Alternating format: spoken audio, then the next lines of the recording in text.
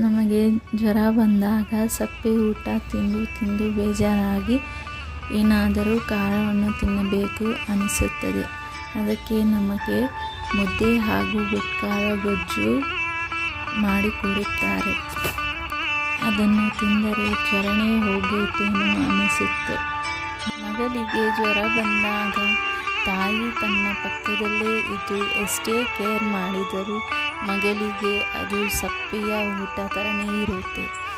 ಅದೇ ತನ್ನ ಅಪ್ಪನ ನೋಡಿದ ತಕ್ಷಣ ಅವಳಿಗೆ ಬರುವ ಆ ಖುಷಿ, ಸಂತೋಷ, ಅವಳು ಆ ಜ್ವರವನ್ನೇ ಮರೆತು ಕುಣಿದಾಡುತ್ತಾಳೆ. ಮಗಳಿಗೆ ತಾಯಿಗಿಂತ ಅಪ್ಪನ ಮೇಲೆಯೇ ಜಾಸ್ತಿ ಪ್ರೀತಿ ಅಲ್ಲವೇ? ನಿಮಗೆ ಈ ಮಾತುಗಳು ಸತ್ಯವಾದರೆ ಪ್ಲೀಸ್ ಒಂದು ಲೈಕ್ ಮಾಡಿ, ಕಮೆಂಟ್ ಮಾಡಿ ಹಾಗೂ ಸಬ್ಸ್ಕ್ರೈಬ್ ಮಾಡಿ. ಧನ್ಯವಾದಗಳು.